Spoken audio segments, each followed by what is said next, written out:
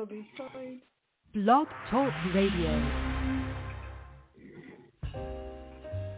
Live from Washington, D.C., it's Quintessential Listening, Poetry Online Radio. QLPOR, as it's widely known, features a bevy of poets, spoken word artists, and live poetry readings with best-selling authors. Your host is Dr. Michael Anthony Ingram. Hello, everyone. Welcome to the program. Tonight, my very special guest is noted poet Archna Sahni. The title of her latest book is Another Nirvana. Archna, welcome to the program. Thank you, Michael. I'm so honored that you invited me to share my thoughts on poetry. Thank you so much. You're more than welcome. I'm glad you're here, too. This is more than a pleasure. Let's begin our journey together, our poetic journey. Let me start by asking you this question. To you, what is poetry? Okay. Poetry is poetry to me is, I would say, an event in my consciousness. It is, a vehicle for my soul's evolution, really at the deepest level. And I think that at the deepest level, it is vision and prophecy expressed through language. That's at the deepest level. At a more superficial level, I would say that, it is when I'm seeking to express myself and transform myself through language. But it's all these things, Michael. Wow. So at the deepest level, what did you say? Because it was so profound that I'm still trying to grapple with it. What did you say it is at the deepest level? I felt that at the deepest level, it's a vehicle for my soul's evolution. So I feel that poetry, has been some kind of an inner compulsion with me since my childhood and especially teenage. It's something which is compelling my soul to evolve, through language. I would explain it this way because I'm not a prolific writer. I haven't written much, but so whatever I write, I feel that I'm being compelled from within on a spiritual level to express myself. Wow. Well, why do you think poetry is important in general? Okay. I would say poetry is important in general because self-expression and creativity are important. But I think that in contrast to fiction and nonfiction, poetry is closer to the human heart, the spirit, and is able to, speak like truth to power. Is able to challenge the status quo. It is, I think, revolutionary in nature, or rather, it has revolutionary potential. So I think it's important. All right, I agree. All right. As you think about your body of work, what are some of the predominant themes? What do you write about? Now that's a tough one. Yeah. Let me see. Well, my poetry is inner directed, so I'd say, one of the themes is inner exploration of my femininity, also feminist rewriting of myths, and I would say, mystical longing for union with the divine, because I've written a bunch of poems which are mystical in nature. Also my relationship to the divine feminine, and that's why you'll find a lot of Hindu goddesses like Kali and Durga in my poetry. And also I'd say another theme is a sense of displacement, because of my going back and forth between India and Canada. So I think these are some of the themes. All right, very nice. Please share a poem. Okay.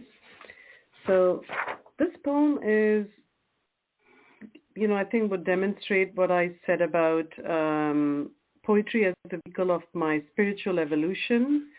So this poem brought about a transformation in me and also was the result of a deep transformation.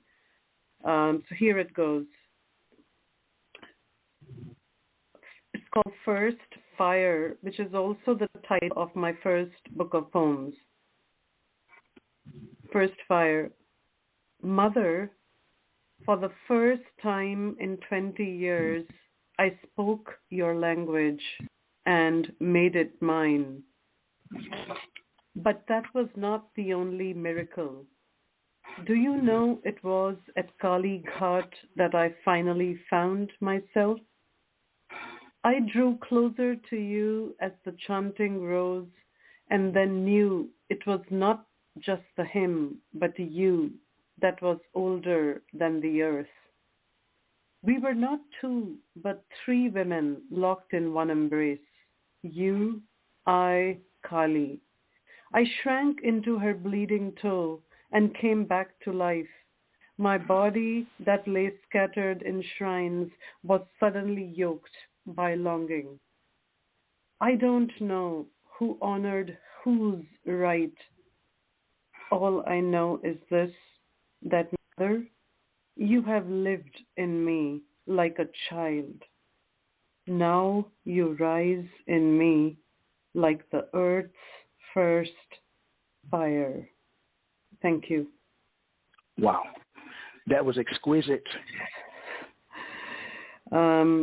Michael, I just wanted to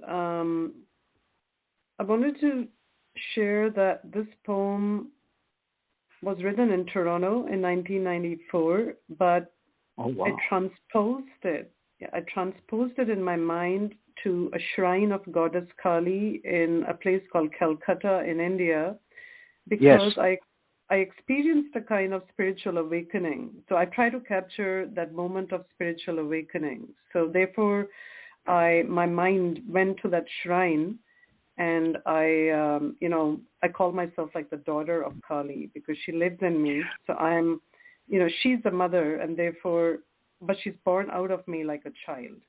So, what exactly is a spiritual awakening in your writing? How does that look? Spiritual awakening. What comes out of you in your writing? What came out in 1994/95 was the divine feminine.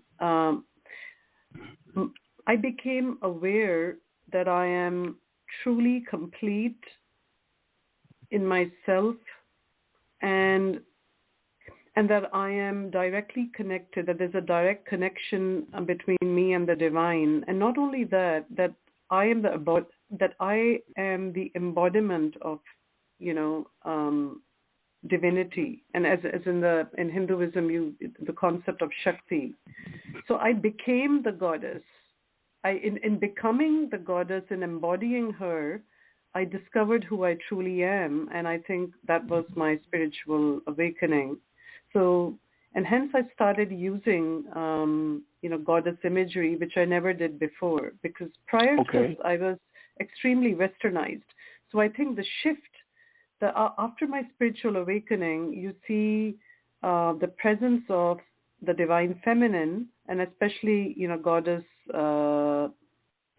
imagery associated with the goddess.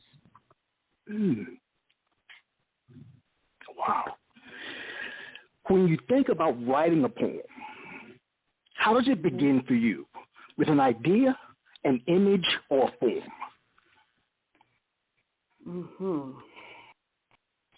Michael, I would say that it begins as something musical, like a musical rumbling in my mind, which then finds words.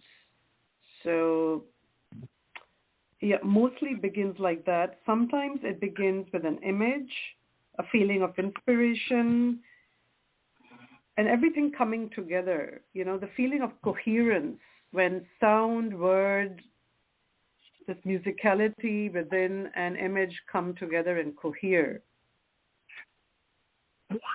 Musical rumbling in your mind. Wow. Well, I love that. I love that. All right. Let's go back in time for a minute. All right. Mm-hmm. What was an early experience where you learned that poetic language had power? Could you repeat that, please, Michael? Yes. What was an early experience where you learned that poetic language had power? Mm-hmm.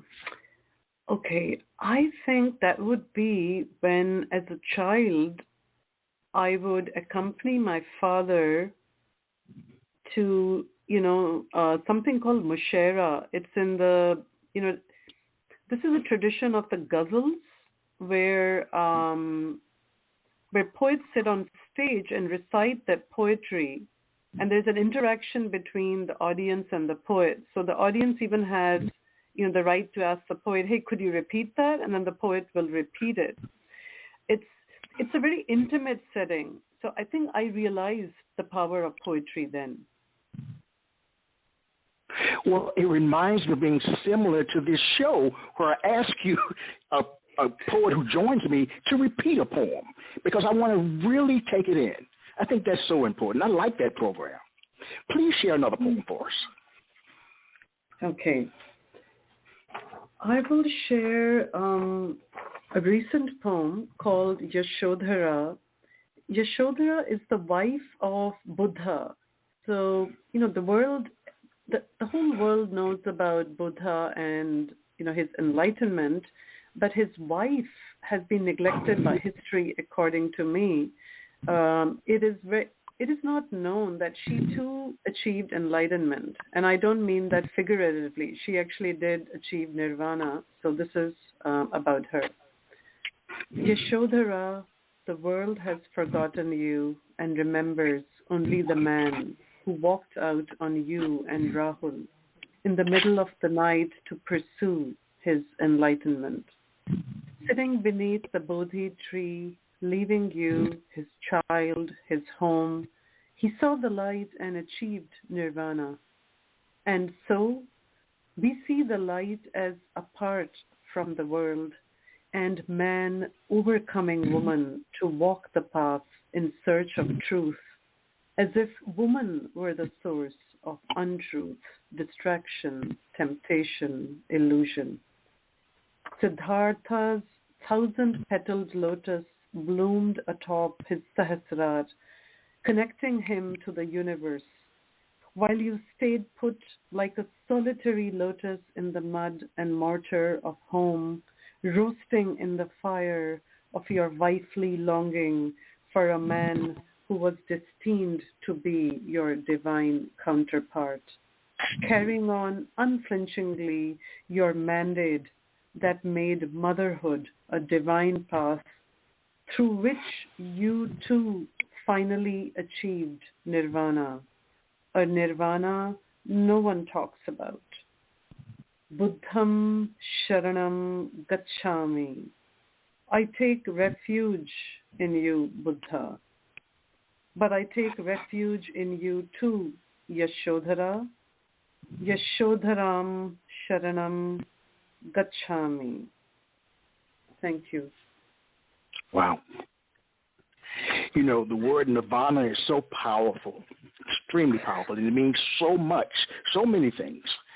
Your book, Another Nirvana, how did that come about? What inspired it? I think first I must clarify that, I wrote poems over a period of, a decade or 15 years. And when I had enough, I compiled them and came up with the title, Another Nirvana. The title takes after the signature poem in the collection. But I think it explains the overall, thrust of the collection, because I've always been a spiritual seeker, and after my experience of spiritual awakening, I think that I lost my path, I lost my way, I would say, and I'm still yearning for that another nirvana. Yes, I understand. I understand. Yeah. We could be twins, so I understand. I understand exactly what you're saying. Okay. Wow. I'm so glad to hear that, Michael. I would love to hear more about how you resonate with this. Yeah. Well, I'll share this very quickly and briefly. I've been on a spiritual journey to understand the nature of suffering. What does it mean to suffer? And I looked at Buddhism, I looked at Christian thought. What is suffering all about? And I came to the decision, or had this realization. I shared this with Don Krieger recently, that if you can understand that suffering is going to be part of your existence in some way, shape, or form, either big or small, large or small, if you can understand that and accept that, then there's a possibility of finding peace. That's what I think, anyway. Oh, Michael, that is so wonderful. We are indeed spiritual twins, because I too have been preoccupied with the nature of human suffering and as a way to alleviate, and that's why I'm a meditator. That really resonated with me. Thank you so much for sharing that. Well, hey, thank you for bringing it up. See, I'm glad you're here. It sounds like your work is also about emotion. Correct me if I'm wrong, but it's about emotion. Do you think that someone can be called a poet if they don't feel strong emotions? Michael, I totally agree with that. I think that there has to be, without an experience of strong emotion, without a passionate nature, if you're not driven, that kind of a person, I think, cannot be a poet. I think outside of this, perhaps someone who aspires to be a poet can write poetry, but I agree with you. I think strong emotion is a requirement, if I may put it that way. All right. No, please continue. So I'm trying to I'm trying to understand, where your question is coming from. So I'm sorry. So my answer is yes. I'd say yes. Poets, my understanding is they experience things deeply, strongly, passionately, and without that, I think the poetry just wouldn't have that kind of momentum. I like that. All right. Do you think that a poem is letting your guard down or building a wall? Letting my guard down for sure, because I reveal myself. I am, naked before the world, so to speak. I give of myself. I give myself away. I surrender. I show who I am, and I am truly myself in my poetry. All right. Share another poem. This poem is called When You Played Your Flute. This is a kind of love poem, but it also reflects my deep, abiding love and reverence for Tibet, and for Tibet as a country, as a nation, for Tibetan civilization, and for Tibetan Buddhism. When you played your flute, the prison of my being opened. I walked through parting doors upon doors of clouds made of heaven. When you played your flute, my heart was the pagoda flower that bloomed on the highest plateau. When you played your flute, the air in the third floor of Drepung Losling sighed, thinking of our paths that almost crossed. When you played your flute, I remembered how our hero souls were sent out of Bardo land on separate arduous journeys to deserve the gift of our mating. When you played your flute, I saw Tibet through your eyes and wondered, could I be your Tibet? Thank you. Oh, wow. Could I be your Tibet? Oh, I like that.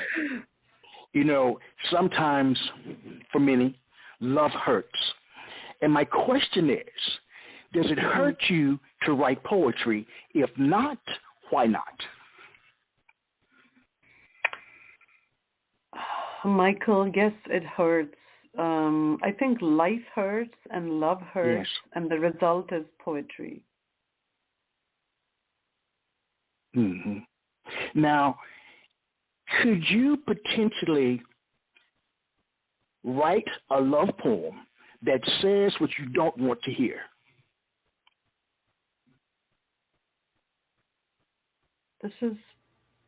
So you're asking me, could I write a poem?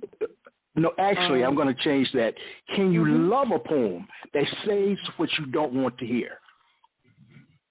Yes, I can, because it would remind me of, the how love can hurt. How painful love can be, because it is fleeting. Because it would remind me of, the fleeting nature of love. It's there's going to be a high, a peak, and then there's going to be a decline. Mm. Archna, as you think about poetry, and we just let's stick with this theme of hurt just a little bit more, and then we can move on.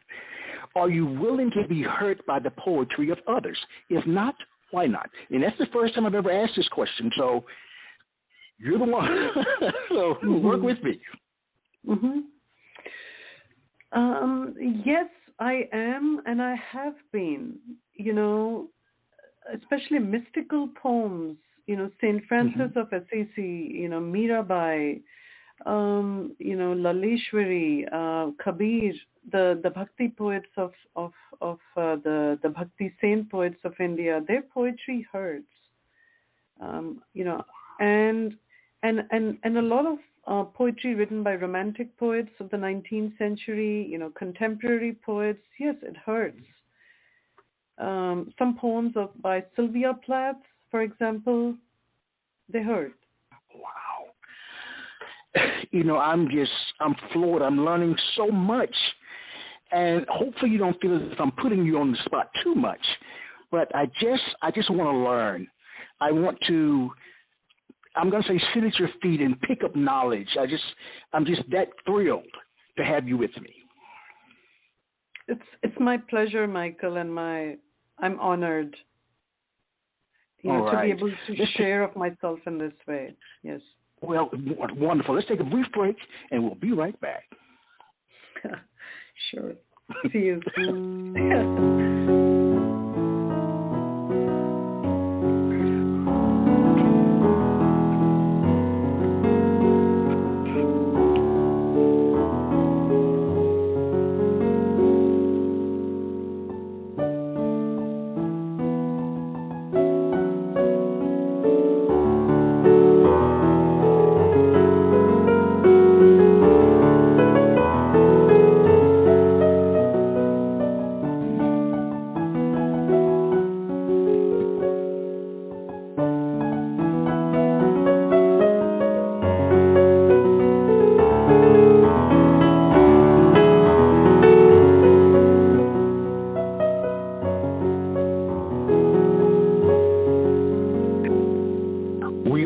I am Michael Anthony Ingram. I'm here with Archna Sahni, the incredible Archna Sahni.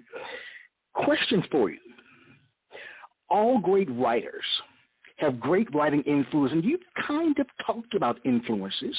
Who are some of yours specifically, and what makes them great in your eyes?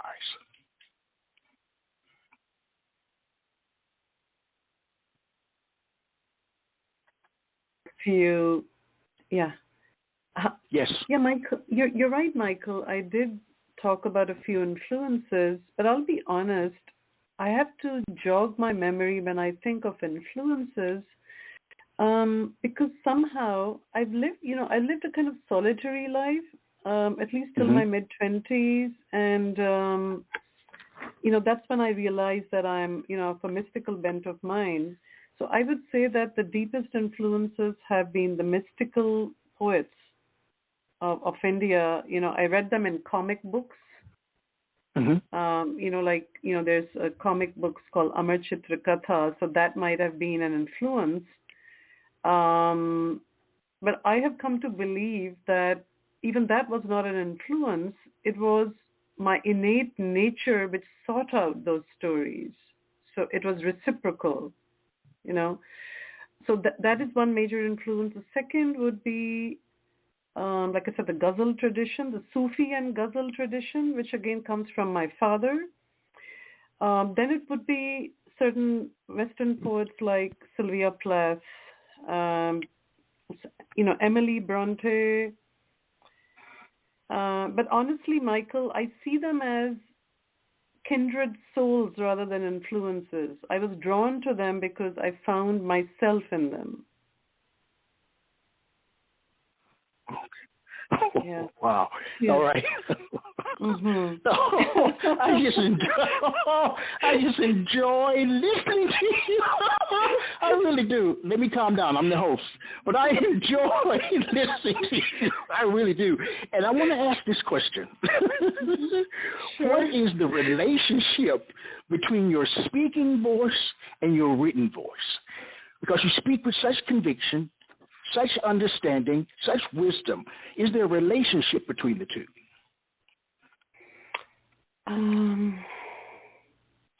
I would say that my speaking voice brings my written voice to life and completes it. It completes it. It gives it direction and meaning. It gives it a soul.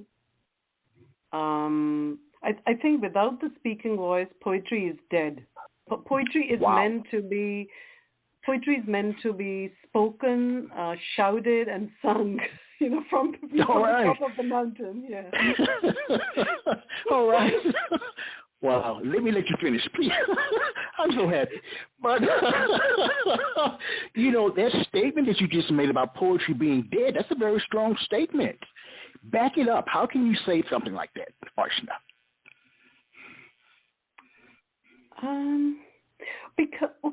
So to back it up, I would say if you look at the poetic traditions of all cultures and civilizations, poetry was sung to music. It was also associated with the sacred ritual, which was said in meter and rhyme, and it was sung. It was memorized and sung by the priest, the priestly class. So it's only later on that when the written word was invented, that it was inscribed onto tablets and then later paper. So I think poetry is innately it's related to music, rhythm, and song, and it's meant to be sung. When you think about poetry, again, so much is happening in the world, and I ask this question every week of every guest. So much is happening, the good, the bad, the indifferent. What do you view as being the role of a poet in modern-day society?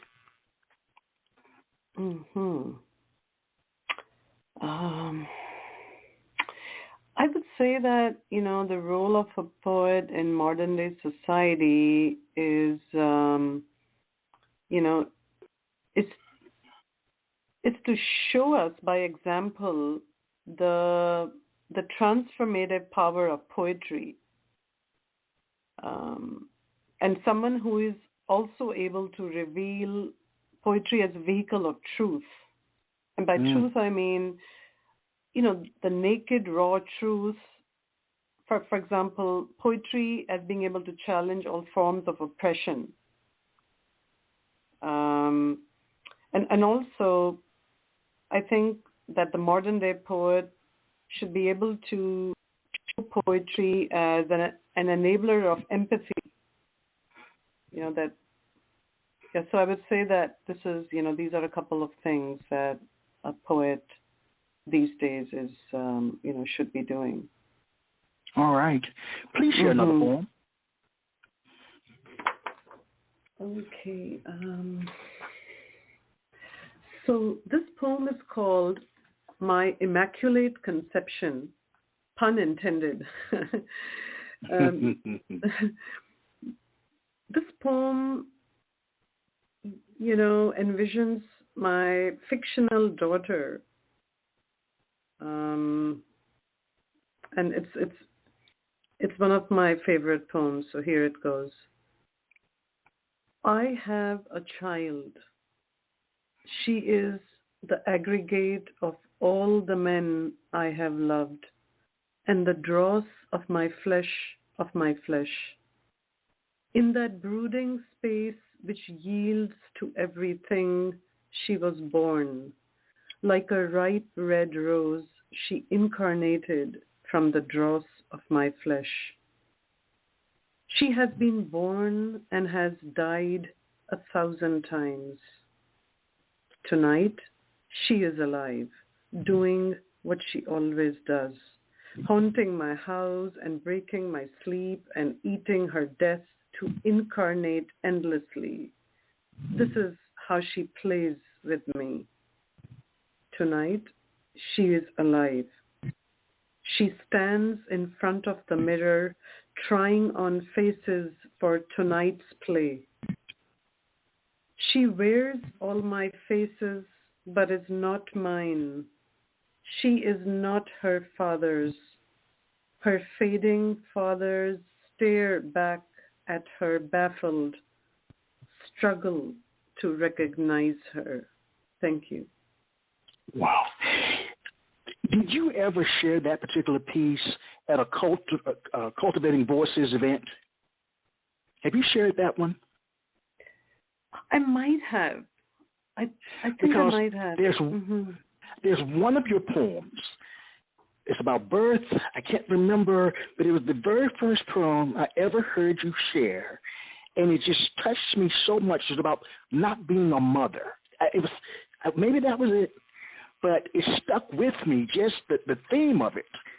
I've got to process some more, but I love that. I can see why it's one of your favorites. I can see that. Archna, if you were a poet during a different era, where would you want to exist?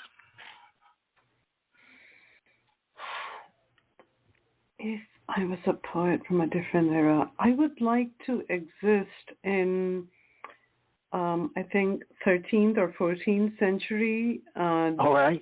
During the time, when you had the tradition of, mystical poets, the Bhakti saints of India and the Sufi poets. Yeah, that's my era. What about that era? What would you be doing? I mean, the reason I'm asking these questions, when I invite people on my show with an international background, and yours is, I feel like it opens up new vistas for understanding, to understand another person's unique lived experience. And to me, that's what you're bringing tonight, your unique lived experience, and it's wonderful. So if you were doing that era, a poet doing that era, what would you be doing? What kind of poems would you be writing, you think? Michael, I think what I would be doing is singing rather, like just walking the streets with a musical instrument and singing my poems, my compositions addressed to the divine. And expressing my mystical longing for union, poking fun at society, at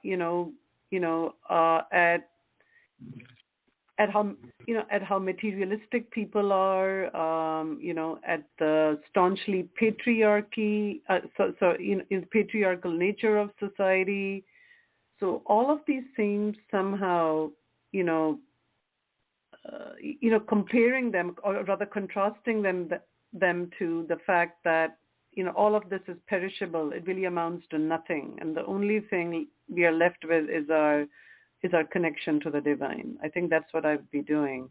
And Michael, may I add that from the 1990s, from the 1990s onwards, this is, when I was, I came to Canada as a PhD student at the University of Toronto. I subscribed to this magazine called, Dionysus, and I had this vision of that I think in the days to come, poets will be, walking around with musical instruments and singing their poems. That I mean, I would love to do this in Toronto.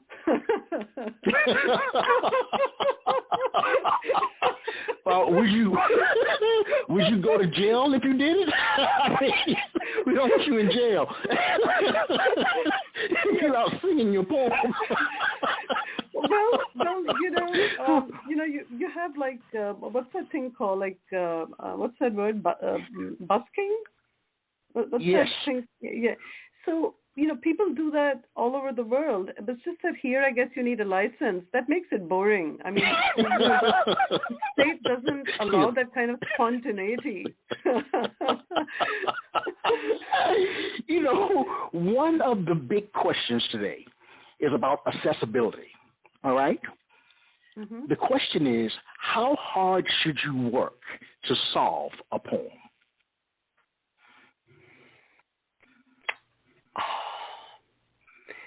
I would say let it flow through you, and jot it down or type it out and make the edits, up to a certain point until you feel it all falls into place, the sound and sense make sense. And then just let it go and, go on to the next one. Don't, or if you feel that there's something jarring about it, then just put it aside or dump it. So when you're writing, do you want your audience to understand your work, or is this primarily you're venting your work?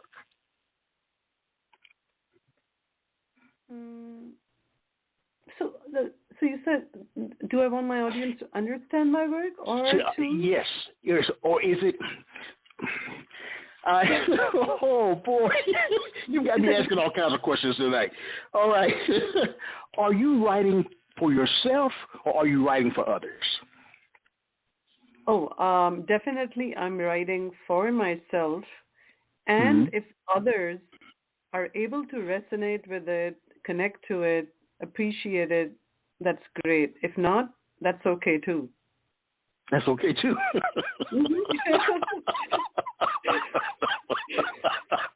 Okay.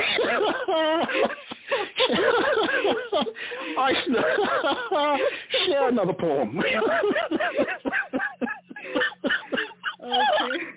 All right, let me be quiet. Share another poem.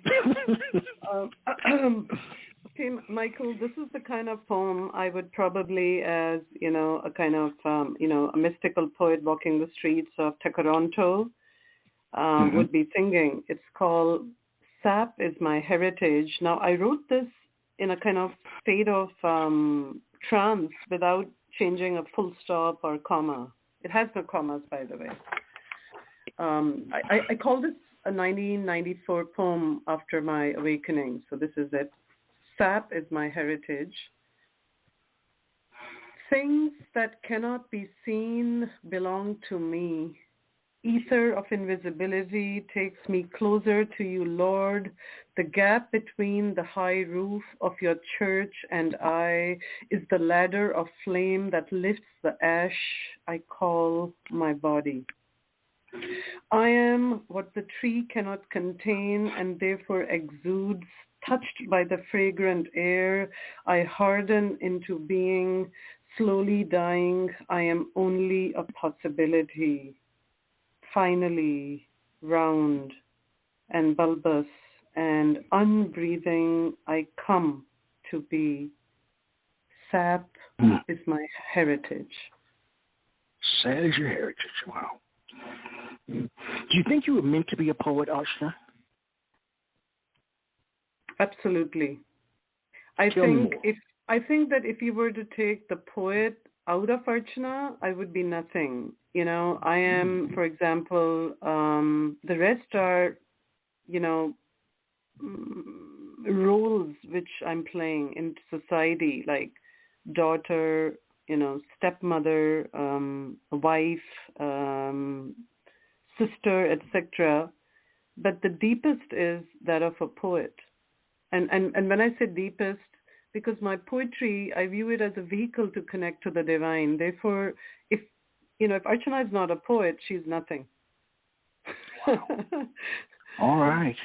I mean, what surprises you most about being a poet? Actually, your voice got cut there. So what? What surprises you the most about being a poet? What surprises me? Nothing. I'm not surprised at all. I am totally in my element in being a poet. Wow. Totally in your element. So as you think about your writing, has a poem that you've written ever frightened or humbled you?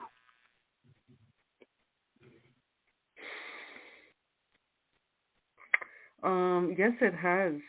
And that is such a wonderful question. It's almost as if writing a poem, is like producing an alien creature.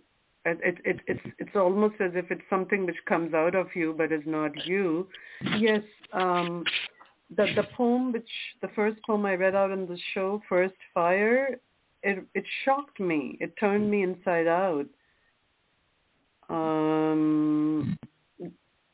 And there are other poems like that too. Like for example, I wrote a 10.5-page poem in one sitting, again during 1994, which is called "The Tale of a Demonic Woman." Oh, now that's a title.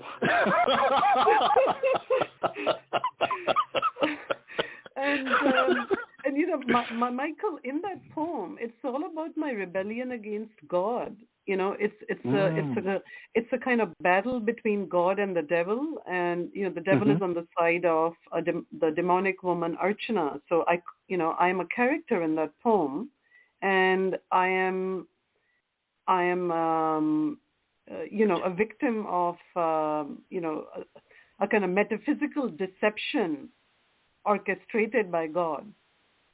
Wow. So, wow. And I have to seek my own salvation through love. That's what the poem is about. That the title of that particular piece is extremely powerful. How important is the title in a poem?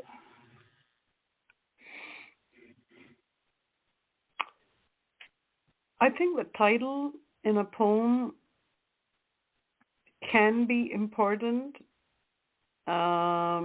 and is important because it creates an expectation in the mind of the reader. It's important for the poet because it condenses, right, the theme in the mind of the poet. But I'm also aware that a lot of poems are not titled by poets. And I know you laugh. I know you laugh when I say this, but that's okay too. Well, you know me, I'll laugh anyway. So it's just a given. I'll laugh.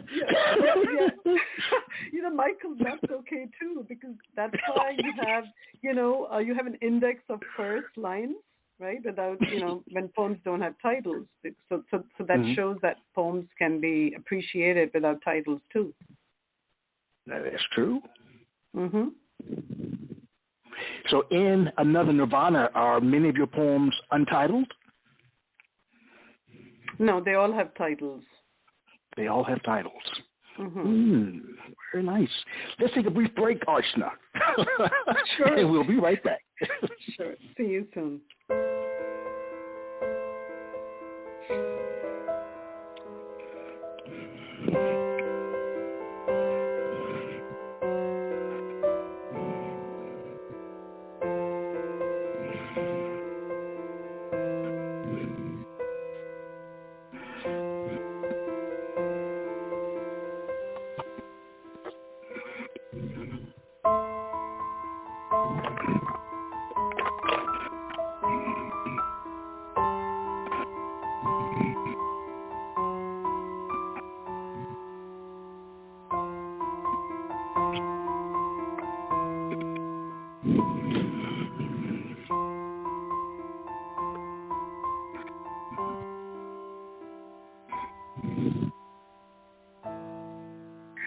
We are back.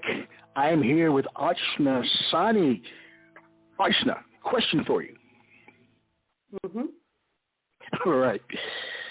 The themes that you write about, some of them are very challenging to think about, and some of them are quite heavy in terms of, they're just heavy themes to me. Does writing energize or exhaust you? That's my question.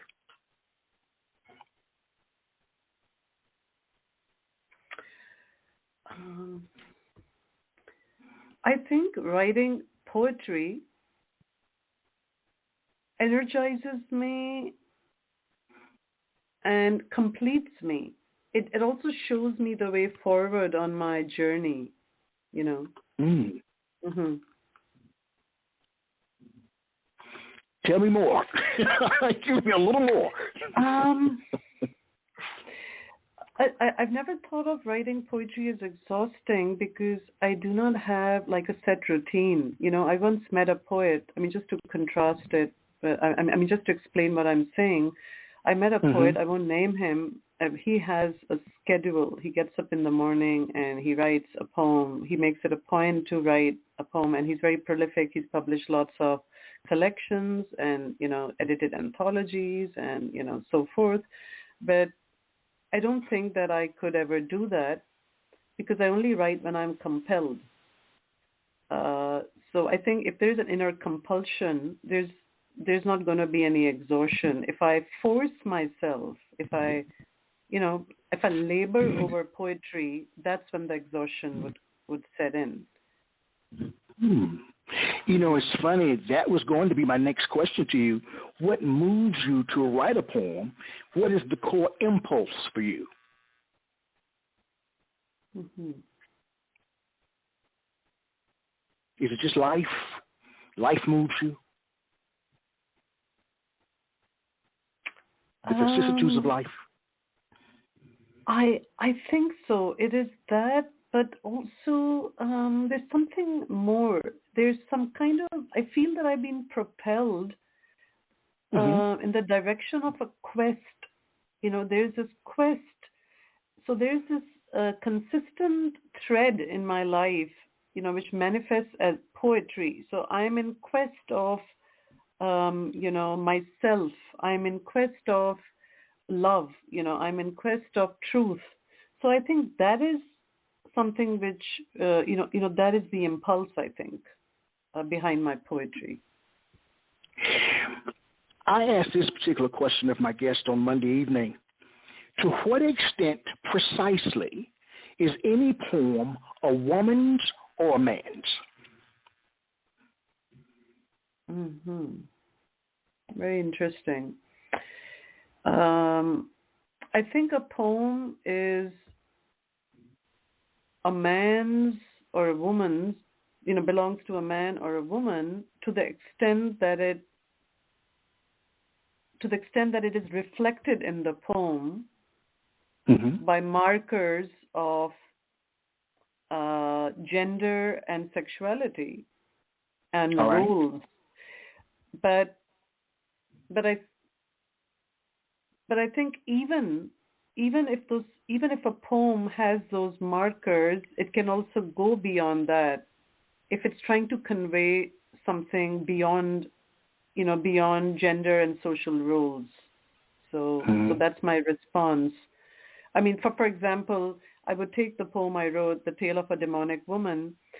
I talk about my rebellion against patriarchy, but I'm not so much concerned with society, but with, it's a metaphysical rebellion. I'm talking about the nature of suffering. I recognize that both the sexes or genders suffer, but in their own way.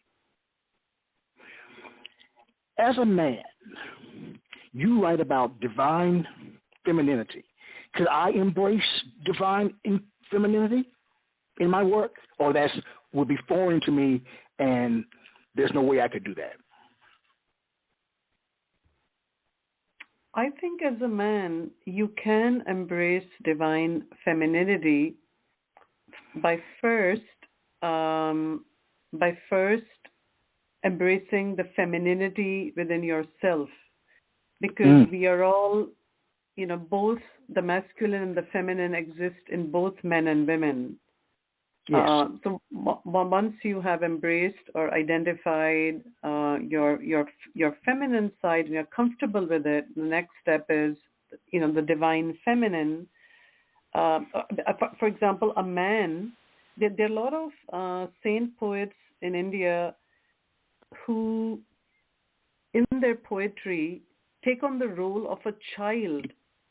So a man could revere the divine feminine as a child would revere his mother. So it becomes a mother-child relationship. Whereas for a woman, I can directly, the connection is deeper, that I can embody the divine feminine because there's a match with gender, with the same gender. Wow. We could talk all night. Give me another poem. Give me another poem. You are incredible. Give me another poem. You flatter me so. Okay, Michael. Okay, I'll tell you. You talked about suffering, so I'm going to read out this poem called Art, which is in a way my statement on on creativity, especially when it comes to poetry, right? What poetry emerges out of. So this is my take on it. A pink lotus struggles out from its burden of mud, art, but we see only the lotus. The beauty of art? There is no such thing. Hurled out of a void, chaos hastening towards form. Art is an outcast's dream of fame, a love lost in one, finding love in all. A man with a pen or guitar playing at God. Mouth choking on blood, legs mysteriously giving way. I wrote my best lines, finally had the longed for beatific vision. But was it worth it? Can I unearth the time and blood gone into the earth? What can dignify such devastation masquerading as the workings of Muse Saraswati inner eye? The beauty of art? There is no such thing. Art is crucified desire resurrecting. Art is life not quite dying. Art is the beauty of conflict transmuting into the cruelty of art. Thank you. Wow.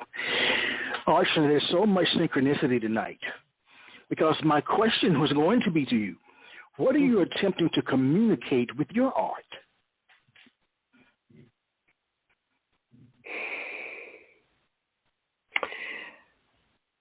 I'm attempting to communicate the manner in which I have experienced life, fathomed love, and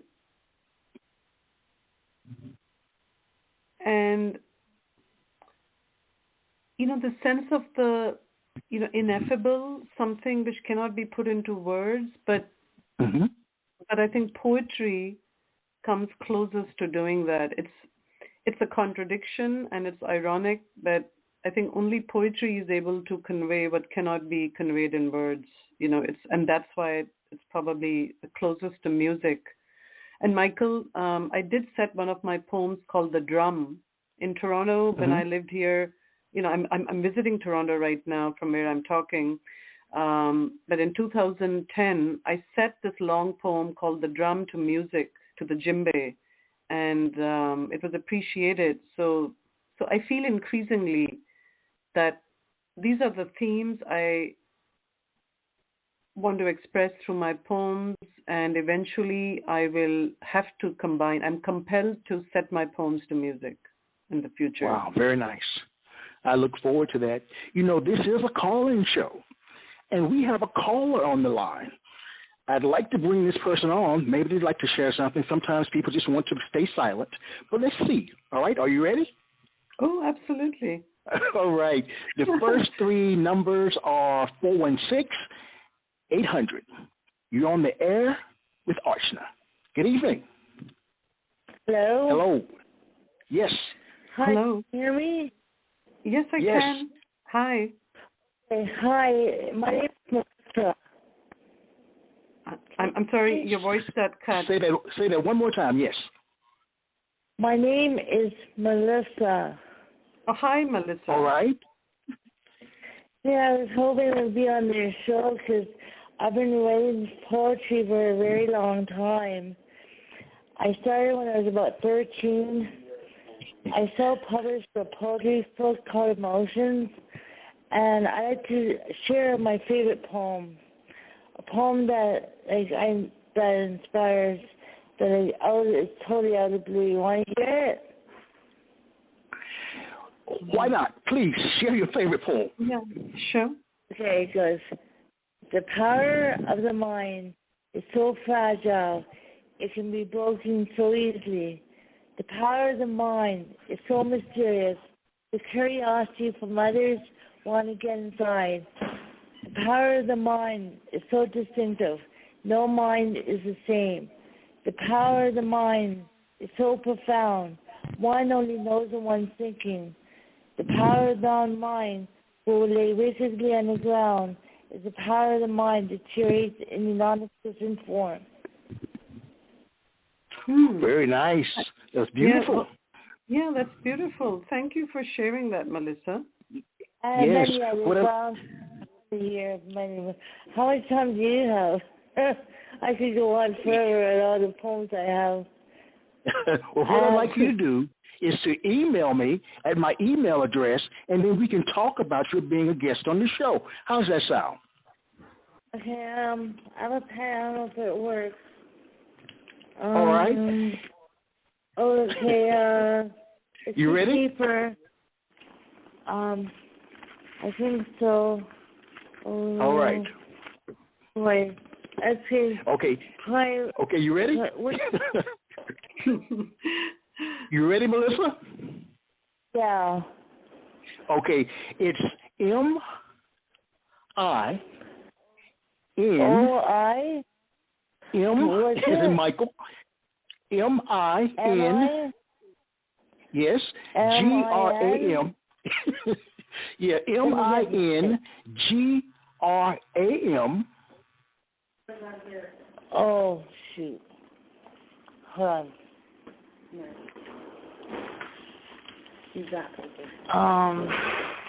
I'm trying to get what you're saying. M-I-N? Okay. Yes, that's correct. Yes. M-I-N, yeah.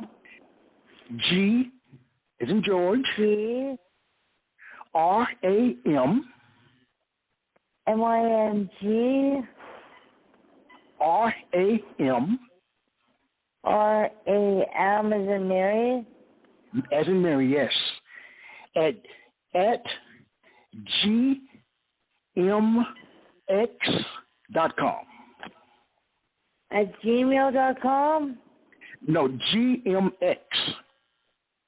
gmx.com. Yes. All right. All right. Thank you so much for calling in. So email me, all right? M-I-N-G-R-A-M at gmx.com. That's it. Thank you, Melissa. Thank you for calling in. That's fantastic. All right? All right. You're more than welcome. All right. All right. Archna, we are back. Yes, my God. Yes. We have time for one more poem. Please favor us. Okay. I have to quickly. I'm sorry. Just.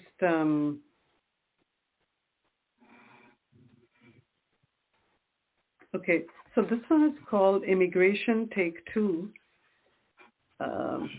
Consider this: opening your eyes one morning to find parrots on mango trees replaced by snow on pine. The yelling of a street hawker silenced by the white noise of a washing machine. People think an immigrant's past is dead. Friend, your past is no less a memory than mine.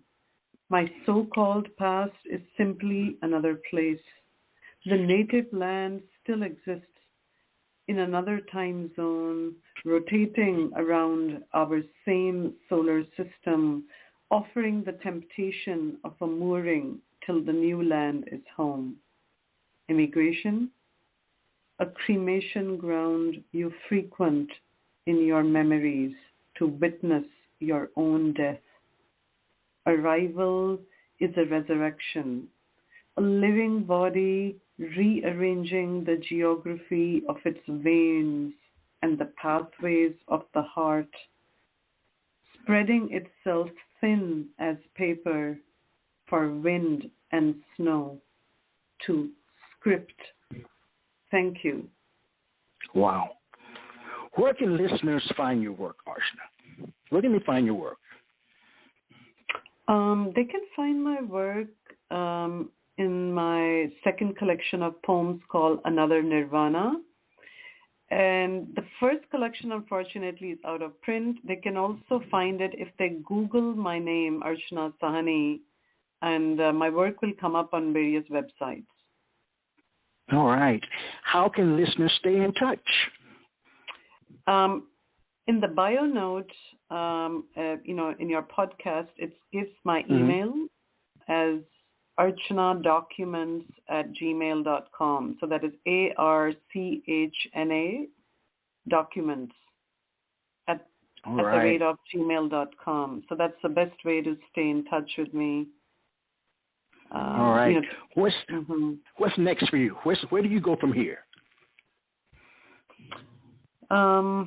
Michael, from here, I envision myself as a performing artist, performing my long poems on stage to music and dance. So music, dance, set to,